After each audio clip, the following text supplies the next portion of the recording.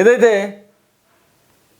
ఈ తెలంగాణ రాష్ట్రంలో ఉన్నటువంటి ముఖ్యమంత్రి రేవంత్ రెడ్డి, ఈ రేవంత్ రెడ్డి మన ఆంధ్రప్రదేశ్ రాష్ట్రంలో ఉన్నటువంటి కూటమి ప్రభుత్వంలో ఉన్నటువంటి ముఖ్యమంత్రి గారు చంద్రబాబు నాయుడు గారికి అత్యంత సన్నిహితుడు, ఆప్తుడు, ప్రియ శిష్యుడు.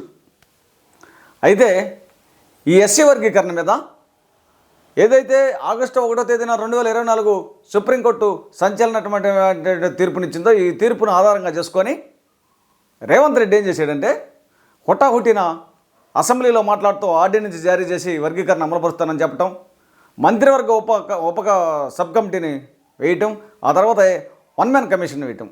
నిన్న ఇవన్నీ 5-6 నెలల్లోనే జరిగినాయి. నిన్న 1 మ్యాన్ కమిషన్ ఇచ్చినటువంటి నివేదికను అసెంబ్లీలో శాసన మండలిలో పెట్టి ఆమోదింపజేసి ఏబీసీ వర్గీకరణకు అనుమతించడం జరిగింది.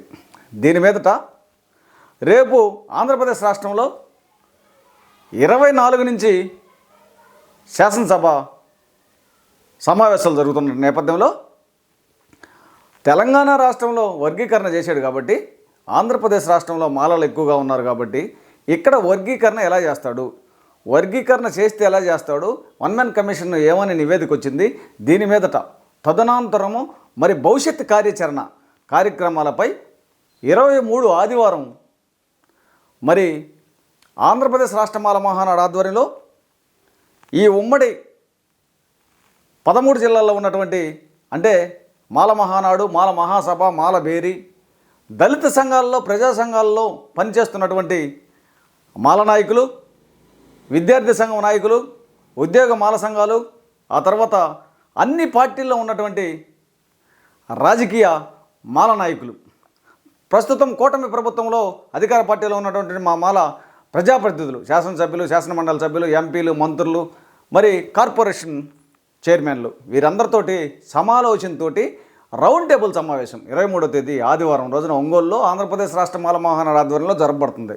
దీని మీదట అసెంబ్లీలో 24 నుంచి జరిగేటటువంటి అసెంబ్లీలో చంద్రబాబు నాయుడు గారు ఏం చేస్తున్నాడు, ఏం చేయబోతున్నాడు, ఆయన వర్గీకరణ చేస్తే మనం ఏం చేయాలా, మరి చేయకపోతే మనం ఏం చేయాలా అనే దాని మీదట ఈ రౌండ్ టేబుల్ సమావేశం. దీనికి మరి ముఖ్యంగా ఈ రాష్ట్రంలో ఉన్నటువంటి మాల మేధావులను విస్మరిస్తున్నాం. వీళ్ళని పిలవట్లా. మేము ఎందుకు పిలవట్లేదంటే ఈ పేర్లతో కూడా చెప్పదలుచుకున్నాం. జిఎస్ఆర్కేఆర్ విజయ్ కుమార్ గారు రిటైర్డ్ ఐఏఎస్ అధికారి, ఏదో రాజకీయ పార్టీ కూడా పెట్టడం జరిగింది. ఆ తర్వాత పివి సునీల్ కుమార్ గారు ఐపీఎస్, ఈయన పార్టీ పెట్టబోతున్నాడు.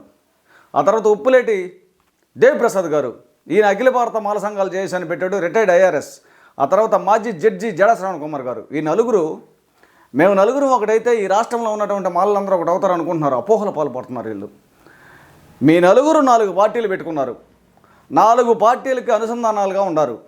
ఇక్కడ ఏ జిల్లాలో ఆ జిల్లాలో 30 సంవత్సరాల నుంచి, 35 సంవత్సరాల నుంచి, 40 సంవత్సరాల నుంచి, 20 సంవత్సరాల నుంచి అంటే ప్రజల్లో మమేకమై ప్రజల సమస్యల మీద, ప్రజలు అంటే ఈ యొక్క మన జాతి బిడ్డల సమస్యల మీద, అభివృద్ధి మీద, వారిని నిరీక్షణం ప్రజాక్షేత్రంలో ఉండి ఆ కలెక్టర్ల మీద, ఎస్పీల మీద, ప్రజాప్రతినిధుల మీద, ఆయా జిల్లాల్లో ప్రజా సమస్యల మీద నిత్యం పోరాటాలు చేసేటటువంటి దళిత సంఘాల్లో, ప్రజా సంఘాల్లో ఉన్నటువంటి మాల మహానాడు మాల నాయకుల్ని మేము తీసుకొచ్చి రేపు రౌండ్ టేబుల్ సమావేశం ఏర్పాటు చేస్తున్నాం. ఎందుకంటే ఇక్కడ మేధావులతోటి కాదు ఏదైనా జరిగేది. మీ దగ్గర డబ్బులుంటే ఉండొచ్చు, మీరు పెద్ద పెద్ద చదువులు చదువుకోవచ్చు.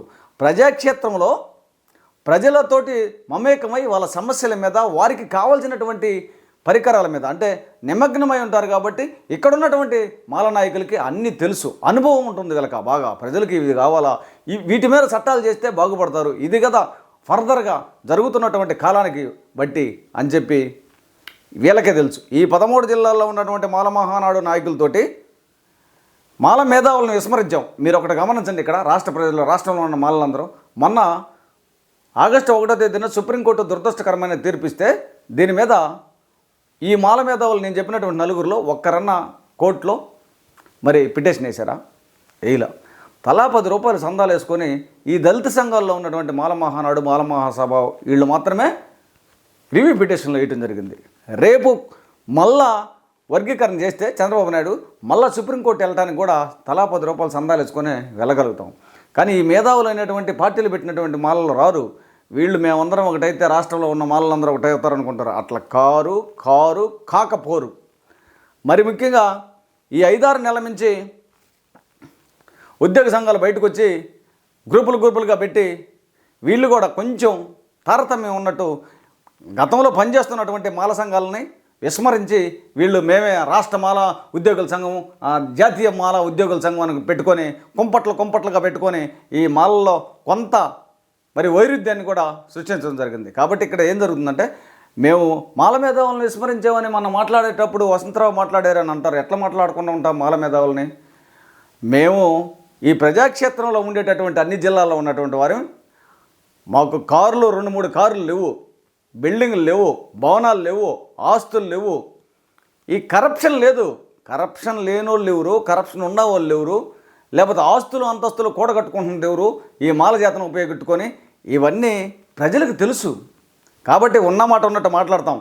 ఈ యొక్క ఆంధ్రప్రదేశ్ రాష్ట్ర మాల మహానాడు తరపున ఏర్పాటు చేసినటువంటి రౌండ్ టేబుల్ సమావేశానికి మేము అందరికీ మెసేజ్లు, వాట్సాప్ మెసేజ్ల ద్వారా, మెయిల్ ద్వారా, మరి ఫ్యాక్స్ ద్వారా అందరికీ పంపడం జరిగింది. ఖచ్చితంగా అందరూ హాజరవ్వాలా. ఆ తర్వాత ఈ మనం కూటమి ప్రభుత్వంలో ఉన్నటువంటి మాల ప్రజాప్రతినిధులు వీళ్ళు మీరందరూ ఒక చోటకు చేరి ఒక సమావేశాన్ని ఏర్పాటు చేసుకొని జాతికి జరుగుతున్నటువంటి నష్టం మీద, అన్యాయం మీద, జాతి భవిష్యత్ అంధకారంలో పడుతున్నటువంటి దీని మీద ఒక రెఫరెండం తయారు చేసి మీరు ఒక ఫిర్యాదుని ముఖ్యమంత్రి గారిని కలిసి ఇవ్వాలా. మీరు ఇవ్వలేకపోతున్నారు. ఎందుకు ఇవ్వలేకపోతున్నారు? మీరు మాట్లాడితే మీ ఎమ్మెల్యే పదవులు ఊడతాయా, మీ మంత్రి పదవులు ఊడతాయా, ఎంపీ పదవులు ఊడతాయా, నెక్స్ట్ మీకు టికెట్ ఉండదా అనేది ఆలోచనలో మీరున్నారు. అయితే మీరు ఒకటే గమనించుకోవాలి. ఆ రోజు బాబాసాహెబ్ డాక్టర్ బిఆర్ అంబేద్కర్ గారు ఒకటే మాట్లాడటం జరిగింది.